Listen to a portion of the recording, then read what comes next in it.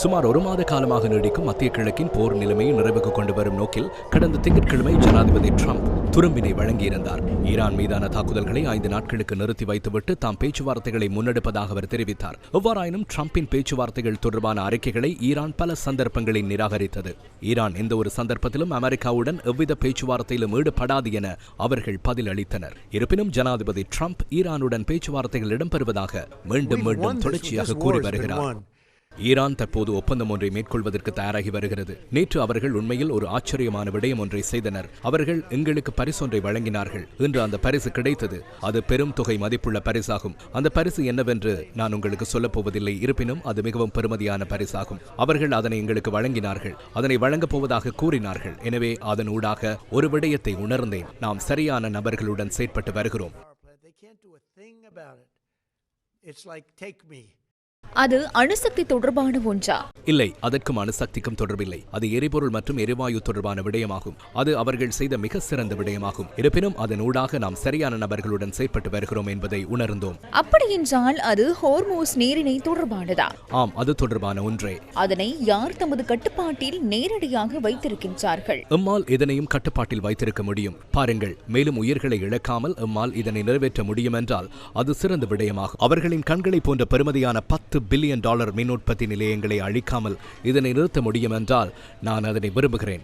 எனக்கு மீண்டும் அந்த பட்டியலை வாசிக்க தேவையில்லை. இருப்பினும் மீண்டும் கூறுகிறேன், அணு ஆயுதங்கள் இல்லை என்ற நிபந்தனைக்கு அவர்கள் வர வேண்டும். அவர்கள் அதற்கு சம்மதித்துள்ளனர். அவர்களுக்கு சிறிய அளவிலான அதிகாரமே உள்ளது. அவர்களிடம் கடற்படை இல்லை, விமானப்படை இல்லை, ஏவுகணை பாதுகாப்பும் இல்லை. அவர்களின் பல ஏவுகணைகள் அழிந்துவிட்டன.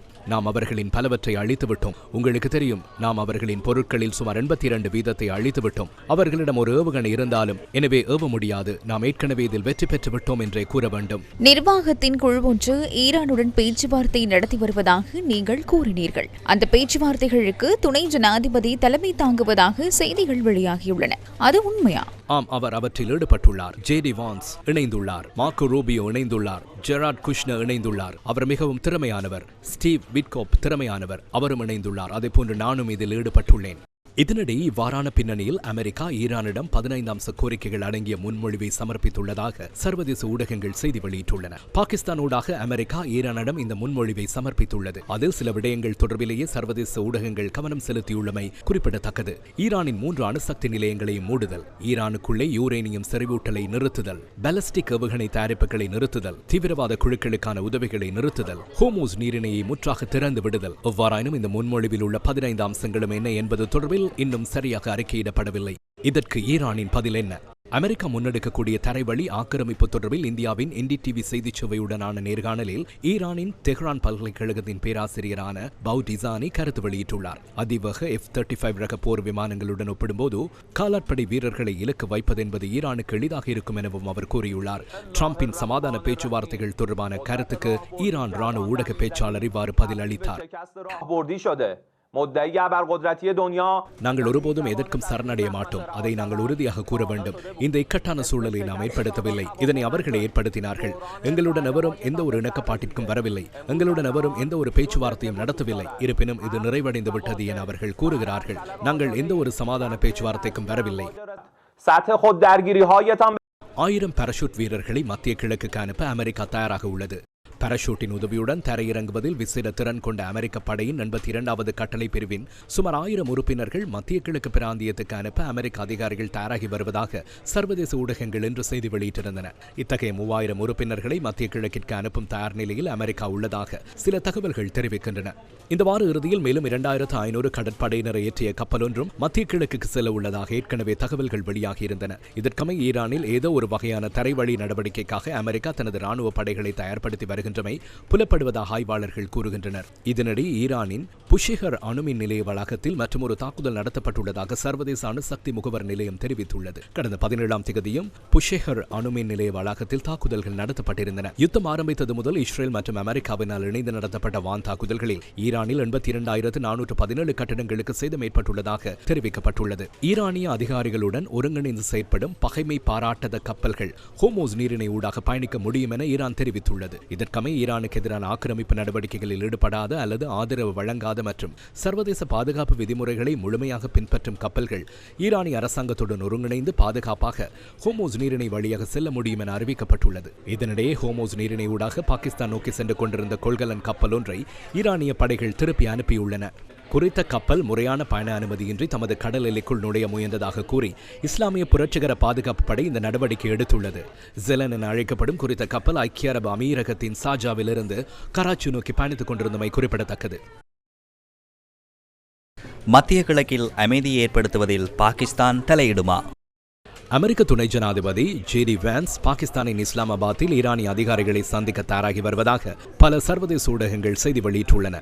அமெரிக்க துணை ஜனாதிபதி மற்றும் ஈரானிய பாராளுமன்ற சபாநாயகரும் இந்த வார இறுதியில் இஸ்லாமாபாத்தில் சந்திக்க உள்ளதாக அதில் குறிப்பிடப்பட்டுள்ளது. அமெரிக்க குழு ஓரிரு நாட்களில் பாகிஸ்தானுக்கு வருகை தரும் என்றும் இது தொடர்பாக ஈரான் இதுவரை அறிக்கை எதனையும் வெளியிடவில்லை என்றும் சர்வதேச ஊடகங்கள் தெரிவித்துள்ளன. ஈரான் அமெரிக்க அமைதி பேச்சுவார்த்தைகளுக்கு தனது நாட்டில் வசதிகளை வழங்க தயாராக இருப்பதாக பாகிஸ்தான் பிரதமர் ஷெபாஸ் ஷெரீஃபும் கூறியுள்ளார். உலகளாவிய எரிசக்தி விநியோகத்தில் ஏற்பட்டுள்ள இடையூறுகள் தொடர்பாகவும் மேற்காசிய வலயத்தில் நிலவும் தற்போதைய சூழல் குறித்தும் இந்திய பிரதமர் நரேந்திர மோடி மற்றும் ஜனாதிபதி அனுருகுமார திசாநாயக்க உரையாடியுள்ளனர்.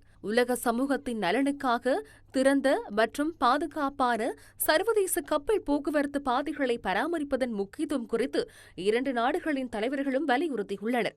இந்தியாவுக்கும் இலங்கைக்கும் இடையே வலுசக்தி துறையில் ஒத்துழைப்பை வலுப்படுத்தவும் பிராந்திய பாதுகாப்பை மேம்படுத்தவும் இடம்பெற்று வரும் பல்வேறு திட்டங்களின் முன்னேற்றம் குறித்து இங்கு கவனம் செலுத்தப்பட்டுள்ளது. இந்தியாவின் அயல் நாடுகளுக்கு முன்னுரிமை கொள்கை மற்றும் பெருங்கடல் தொலைநோக்கு பார்வைக்கு இணங்க பொதுவான சவால்களை கடப்பதற்கு இலங்கையுடன் நெருக்கமாக இணைந்து செயற்பட இந்தியா உறுதிபூண்டுள்ளதாக இந்திய பிரதமர் நரேந்திர மோடி உறுதியளித்துள்ளார். இரு நாடுகளுக்கும் இடையேயான தற்போதைய உறவுகளை மேலும் வலுப்படுத்தவும் வழக்கமான தொடர்புகளை பேணவும் இரண்டு தலைவர்களும் உறுதியளித்துள்ளனர். இதேவேளை ரஷ்யாவின் வலுசக்தி பிரதி அமைச்சர் இந்த வாரம் நாட்டுக்கு வருகை தரவுள்ளார். அரசாங்கத்தின் அழைப்பின் பேரில் அவர் நாட்டிற்கு வருகை தரவுள்ளார்.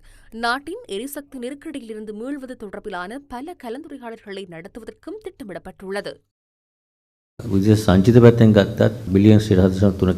அந்நிய செலாவணி கையிருப்பை பொறுத்தவரை 3.4 பில்லியன் என்பது நீண்ட காலமாக நாம் கொண்டிருந்த மிக உயர்ந்த கையிருப்பு தொகையாகும்.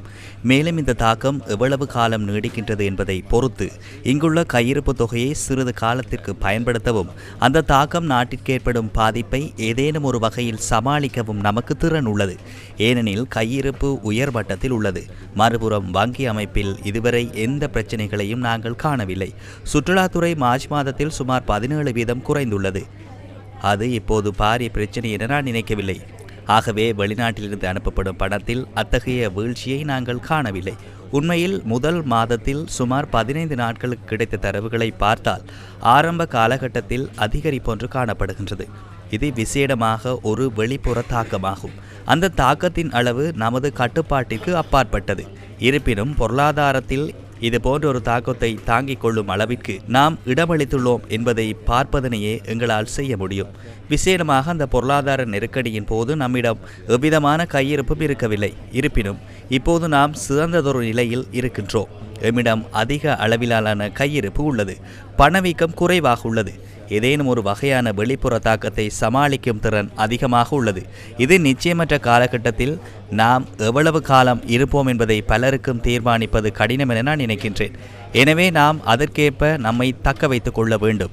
இலங்கை போன்ற ஒரு நாட்டை எடுத்துக்கொண்டால் கடந்த காலத்தை பார்த்தால் 2019 உயிர்த்த ஞாயிறு தாக்குதல், பின்னர் கோவிட் தொற்று வந்தது, பின்னர் பொருளாதார நெருக்கடி, அதன் பின்னர் டித்வா வந்தது. இவற்றில் ஒவ்வொன்றிலும் எமது இலங்கை மக்கள் ஏதேனும் ஒரு வகையான தாக்கத்தினை எதிர்நோக்கி தாங்கள் இருந்த சூழ்நிலைக்கு திரும்பும் திறனை காண்பித்திருந்தவையை நாம் கண்டிருக்கின்றோம். இது ஒரு வகையான சீர் செய்தல் ஊடான முகாமித்துவம் செய்து முன்னோக்கி செல்ல முடியும் என்றே நான் பார்க்கின்றேன். මේක ඇඟුසියාකාරයක ඇඩ්ජස්ට්මන්ට් එකක් වෙලා කල්පනා කරගෙන ඉදිරියට යන්න පුළුවන් කියන එක තමයි මම දකින්නේ.